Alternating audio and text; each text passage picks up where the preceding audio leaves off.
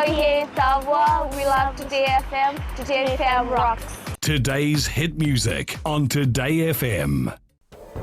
In this bulletin, ATS to terminate close to 400 workers. USP Council meeting underway. And reports of police intimidation will be investigated. From the studios of FBC Suva, Ateda Lendua.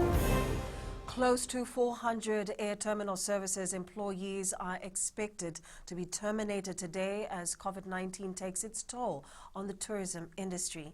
FBC News has been reliably informed that the workers have been notified and will be offered various packages as part of the decision. A board meeting was also held earlier this week regarding the termination. Earlier this month, ATS let go 20 of their staff who were believed to be over the age of 55 years.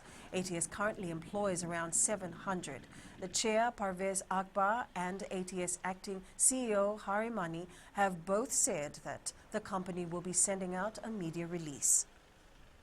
As the University of the South Pacific Council meeting gets underway at the Lodhala campus in Suva, reporters have been barred from entering the premises. The directive came from Dr. Julia Masaso. Dr. Masaso is the Deputy Vice Chancellor for Regional Campuses, Estates and Infrastructure. Security personnel at all points of entry told reporters this morning that they're not allowed on the university premises. A number of media personnel had turned up at USP to cover the council meeting set to discuss the suspension of Professor Paul Alwalia. Even the university's own student media publication, Once Walwara, isn't allowed into the meeting venue. Education Minister Rosie Akbar was seen at the meeting venue. Students, meanwhile, have free entry. The government is working diligently to bring back valuable economic activity in a way that is safe and healthy for Fijians and visitors. Prime Minister Warenge Bainimarama highlighted this while unveiling two projects in Tamasua village in the Tikina of Yasawe Rara Iata. Bainimarama says it's been over 60 days since the last COVID-19 case in the country. The economic fallout that we've experienced from the blow to our tourism industry has been felt far and wide, including right here in Tamasua. Many of you make your living by working at nearby hotels and selling seafood and handicrafts to local tourists. Bainimarama says he will be making more announcements in the coming days, including when schools and other venues will reopen. Any actions of police intimidation will be thoroughly investigated as the force will not condone such behavior. The Fiji Human Rights Commission has received some reports about the behavior of some officers. Police Commissioner Brigadier General Sitiveni Nkeliho says if there are reports against the way officers deal with certain cases at the stations, then they will be dealt with according to procedures. Plans are in the pipeline to improve the police force's customer service through training programs. His reports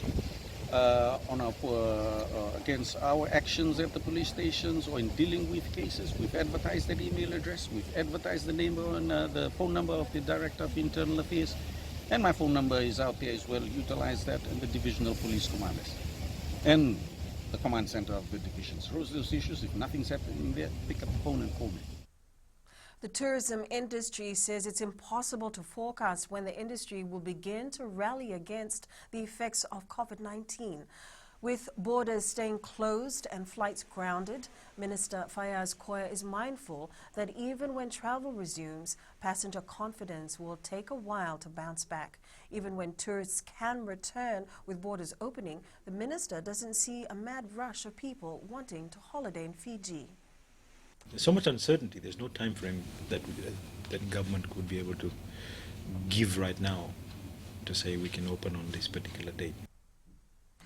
Preserving our environment and biodiversity is critical to ensuring our future generations do not face extreme drought or turn to desert.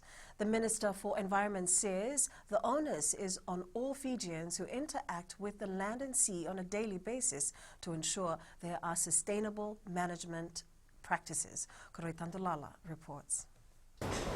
The Environment Ministry is undertaking a number of activities to ensure sustainable land management. Under these two strategic objectives, we've got a number of activities and sub-activities which contributes towards sustainable resource management. We are required for certain plant species that if we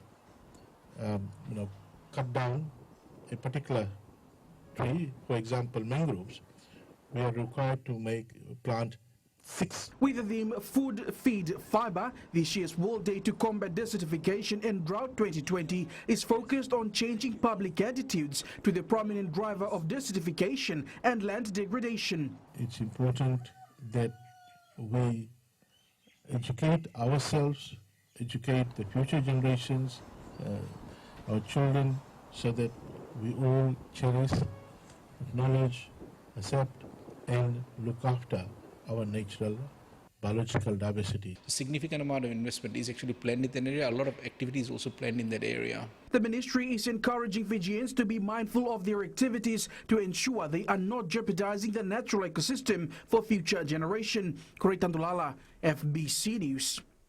As one of the local businesses affected by the COVID-19 pandemic, Wunda Pork Shop has shifted their focus to the local market. The shop owners were previously relying on the tourism industry, but are now looking at ways to diversify their brand. Simon Cole says he understands that pork is not an everyday meal for many Fijians, as it is only consumed during special functions.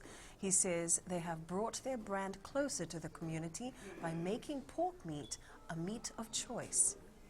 And I think with the products that we've got, with the hams and the bacons, we're going to be bringing in pickled pork, roasting pickled pork in the next few weeks, and sausages will come in soon. Just different ways of eating pork, and that's what we're trying to do.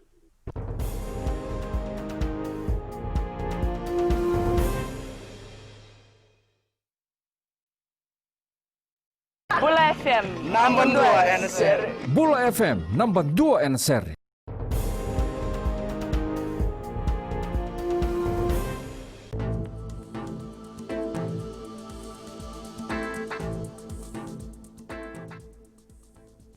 This sunny afternoon will be followed by a rather chilly night as southeasterly winds continue to bring us cool air. Tomorrow should be sunny and cool with a chance of scattered showers. And that's your FBC News now. Join us again at 7 p.m. for our major bulletin. In times of crisis, you need news you can trust. Fight fake news by getting the facts from verified news sources like FBC's TV, radio, and digital media news. www.fbcnews.com.fj, keeping Fijians connected with the truth. Enjoy your weekend.